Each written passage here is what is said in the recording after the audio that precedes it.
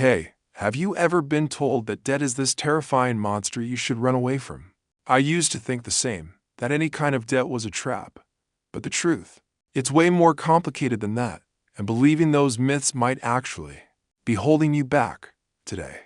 I want to share with you the top 5 financial myths I've busted myself myths that could be costing you serious money and freedom. Welcome to Factorial. I'm someone who's been fascinated by money, not because I'm rich, but because I want to make smart choices with my finances just like you probably do. I realized early on that there's a lot of confusion and misinformation about money, and it can get overwhelming.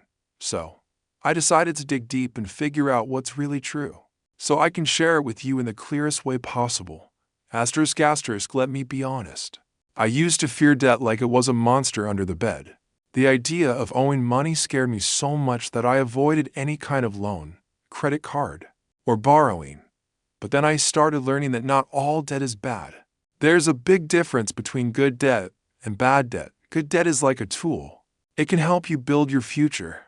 For example, a mortgage that helps you own a home or a student loan that opens doors to better jobs.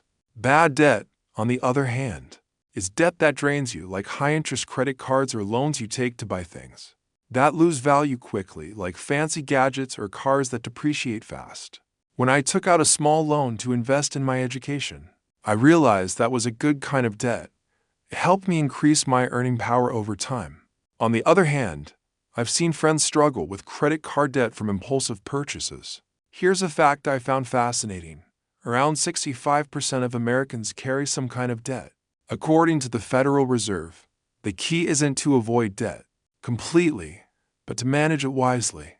Running away from debt might sound safe, but it could be limiting your financial growth more than you think. I used to think investing was something only rich people did. You know, those who already have piles of money lying around. I thought you needed a fat bank account just to even get started. But guess what? That's simply not true. When I first tried to invest, I had barely enough to cover rent, let alone a fancy stock portfolio. But I learned that investing is about consistency and smart choices, not just big sums of money. There are so many ways to start small, like buying fractional shares, using apps that allow micro investments, or even investing in yourself through courses and skills. It's less about how much you start with and more about starting at all. One story that stuck with me was about a guy who started investing with just $50 a month. Over 20 years. That small habit turned into a nest egg worth tens of thousands, all because he started early and kept at it. So, if you've been holding back because you think you're not rich enough to invest, I'm here to tell you that's just a myth. The most important step is to start, no matter how small. I remember when I first thought about investing, this idea haunted me. I need a lot of money to even get started. I kept telling myself, who am I to invest with just a few bucks? But then I found out something that changed everything. For me, you don't need a fortune to begin investing. In fact, many platforms today let you start with just a few dollars. It's like planting a tiny seed. It might seem small, but with time and care, it grows into something much bigger. I started by investing the money I would have spent on a coffee every day. It didn't feel like much at first, but over months, that tiny seed sprouted into a growing portfolio. The secret: patience and regular contributions. Also, diversifying investments doesn't mean throwing thousands into the stock market. You can spread out small amounts across different types of investments: stocks, bonds, ETFs, depending on what fits your goals and risk comfort. So, if you think you need a big pile of cash to start, toss that thought out right now. Starting small and starting now is what really counts. I used to avoid credit cards like the plague.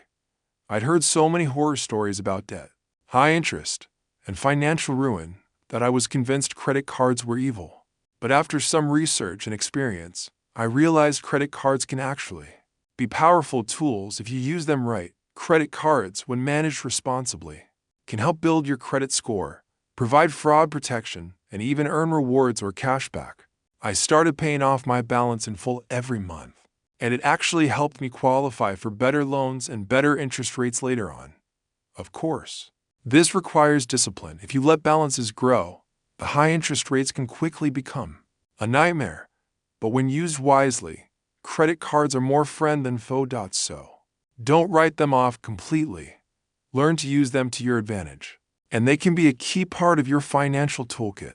If there's one myth I've come to despise the most, it's the idea that financial success just happens overnight. Social media might make it look like some people wake up rich. But trust me, behind the scenes, it's almost always years of hard work, mistakes, and learning. I remember feeling frustrated when my investments didn't skyrocket in a week or two.